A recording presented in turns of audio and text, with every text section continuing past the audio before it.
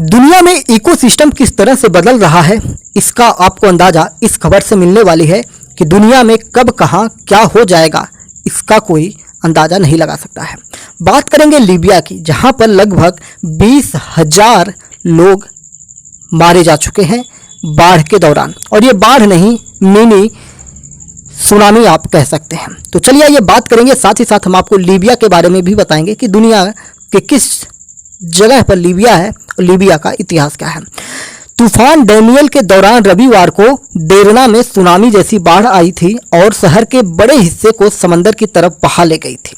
Tripoli में अंतर्राष्ट्रीय मान्यता प्राप्त सरकार का कहना है कि 2300 लोगों की मौत हुई है, जबकि डेरना समेत देश के पश्चिमी इलाके पर नियंत्रण रखने वाले प्रशासन का कहना है कि 5300 से अधिक शव बरामद हुए हैं। हजारों लोग अभी भी लापता हैं और पूर्वी प्रशासन के एक मंत्री ने कहा कि समंदर लगातार लाशें किनारे पर छोड़ रहा है। बाढ़ प्रभावित इलाकों में कम से कम 34,000 लोग विस्थापित हुए हैं। बर्बादी के मंजर की तस्वीरें सामने आ रही हैं और जिनमें मलबे के पहाड़, जर्जर हो चुकी कारें और सड़कों पर कतारे में रखे गए शव देखे जा सकते हैं। एक कब्रिस्तान में बॉडी बैग और कंबलों में ढके शवों को एक साथ दफनाया जा रहा है। यहाँ मशीनों के द्वारा गड्ढे खोदे जा रहे हैं। डेरना शहर में 10,000 से अधिक लोग लापता बताए गए हैं। ऐसे में मृतकों की संख्या बढ़ने की आशंका है। डेरना में बचाव कार्य में शामिल स्वयंसेवक मोहम्मद कामाते के मुताबिक बचाव कर्मी अभी भी प्रभावित लोगों की तलाश कर रहे हैं। बचाव कर्मी कामाते कहते हैं कि हम हर लीबियाई युवा जिसके पास मेडिकल डिग्री या प्रशिक्षण है से आह्वान करते हैं कि वो यहाँ आए और हमारी मदद करें। हमारे पास नर्सों की कमी है, हमें मदद की ज़रूरत है। बाढ़ से बुरी तरह प्रभावित डेरना शहर में अब कुछ राहत सामग्री पहुँचने लगी है। मिस्र से भी मदद पहुँची है, लेकिन लीबिया के राजनीतिक हालात की वजह से बचाव के प्रयास प्रभावित हो रहा है। लीबिया में इस समय 2 विद्रोही सरकारें हैं और देश बटा हुआ है। America, Germany, Iran, Italy, Qatar और तुर्की उन देशों में शामिल है जिन्होंने लीबिया के लिए मदद भेजी है या भेज रहे हैं। जल इंजीनियरिंग के विशेषज्ञों ने बीबीसी न्यूज को ये बताया है कि संभावना है कि डेरना से 12 किलोमीटर दूर स्थित एक बांध पहले टूटा, इसका पानी शहर की तरफ बढ़ा और फिर शहर के पास स्थित एक दूसरा बांध टूटा, जिससे शहर में तबाही मच गई और इसका वीडियो देखने के बाद सबकी हालत खराब हो गई। रविवार रात को रिकॉर्ड वीडियो में डेरना शहर से सैलाब बढ़ता दिख रहा है। गाड़ियां और इमारतें इसमें बह रही हैं। डेरना की आबादी करीब 1 लाख है और शहर का अधिकतम हिस्सा बाढ़ से प्रभावित है। सोमवार सुबह डेरना में हुई तबाही का मंजर नजर आया। पूरे के पूरे मोहल्ले बह गए, सड़कों पर कीचड़ जमा था और गाड़ियां पलटी हुई थीं। शहर के कई हिस्सों में समूचे परिवार के समंदर में बह जाने की कहानियां सामने आ रही हैं। बहुत से लोगों ने छतों को जकड़कर अपनी जान बचाई। लीबिया की पूर्व में स्थित सरकार से जुड़े हिशाम शकूत ने बीबीसी न्यूज को यह बताया है कि जो मैंने देखा उससे मैं सदमे में हूं, यह सुनामी जैसा था।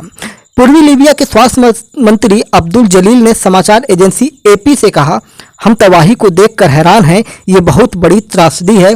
इससे निपटना डेरना और सरकार की क्षमता के बाहर है।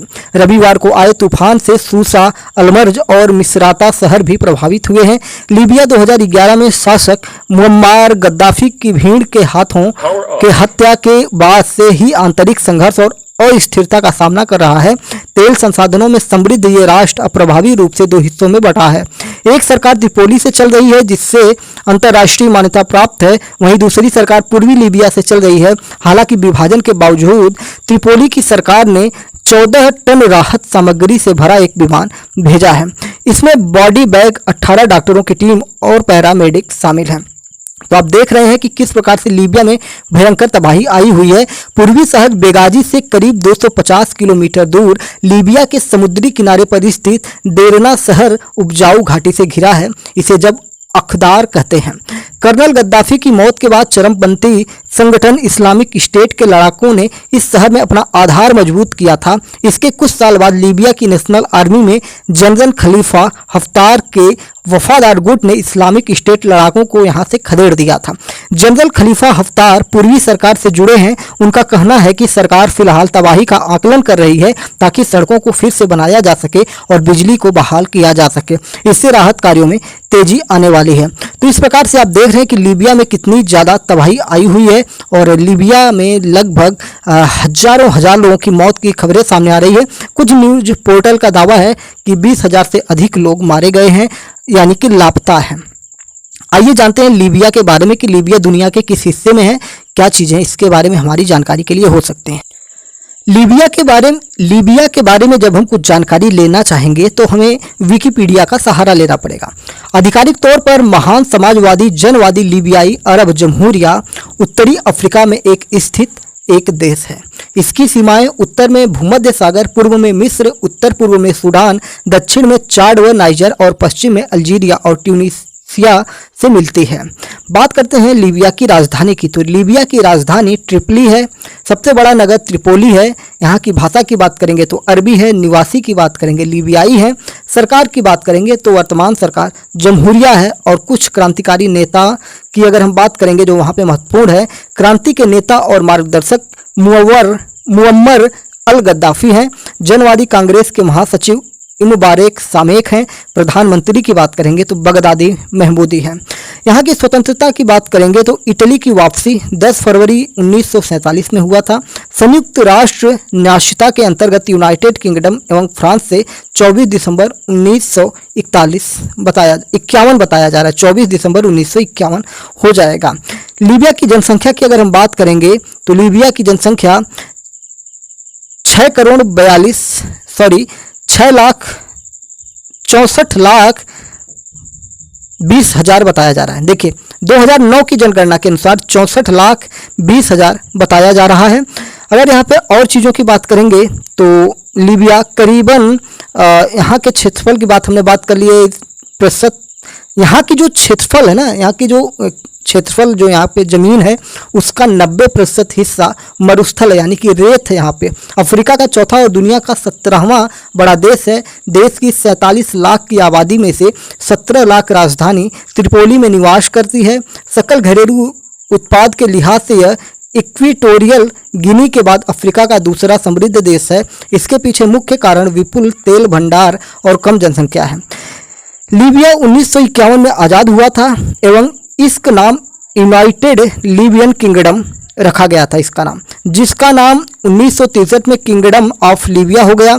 1969 के तख्ता पलट के बाद इस देश का नाम लीबियन अरब रिपब्लिक रखा गया। 1977 में इसका नाम बदलकर महान समाजवादी जनवादी लीबियाई अरब जमहूरिया रख दिया गया। तो इस प्रकार से आप जान सकते हैं कि लीबिया की क्या स्थिति इस समय हुई होगी। जिस प्रकार से बाढ़ की बात की जा रही है, और ये बाढ़ कोई बाढ़ नहीं, ये पूरा का पूरा सुनामी कहा जा रहा है। चैनल पर नए हैं तो चैनल को सब्सक्राइब करके हमारे साथ जुड़ सकते हैं और अपने विचार भी कमेंट बॉक्स में बता सकते हैं कि आप क्या सोचते हैं और क्या लीबिया की हालत के बारे में आप समझ रहे हैं। ऐसा तूफान हमारे गुजरात में भी एक बार आया हुआ था और कितनी जान माल की हानि हुई थी हमारे भारत देश में।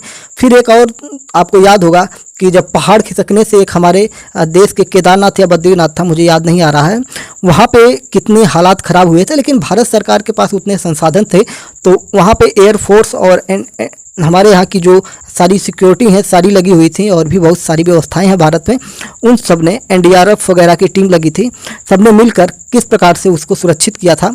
तो ये भी एक मिसाल है भारत की मजबूती है कि भारत के किसी भी हिस्से में कोई आपदा आती है तो भारत में इतने राज्य हैं कि हर जगह से उसको सुविधाएं प्राप्त हो जाती हैं और हमारा देश इतना समृद्ध है। और कहीं ना कहीं इसीलिए हमारे देश के वर्तमान प्रधानमंत्री नरेंद्र मोदी द्वारा ये एक आइडिया बनाया जाता है कि 2047 तक हम अपने आप को विकसित राष्ट्र घोषित कर देंगे। इस प्रकार की बात की जाती है। तो क्यों की जाती है कि हमारे यहाँ जो अब मैन पावर है वो बढ़ रही है और बेरोजगारी पर बस लगाम लगा लिया जाए तो कहीं ना कहीं भारत दुनिया में और भी ज़्यादा मजबूती से निखर के आएगा। सबसे बड़ी समस्या यहाँ पे बेरोजगारी है, जनसंख्या नियंत्रण है। इन सारी चीज़ों पर अगर भारत सरकार ध्यान दे तो 2047 तक भारत कहीं ना कहीं विकसित राष्ट्र की श्रेणी में आने की तैयार हो जाएगा। जय हिंद, नमस्कार, भारत माता की जय।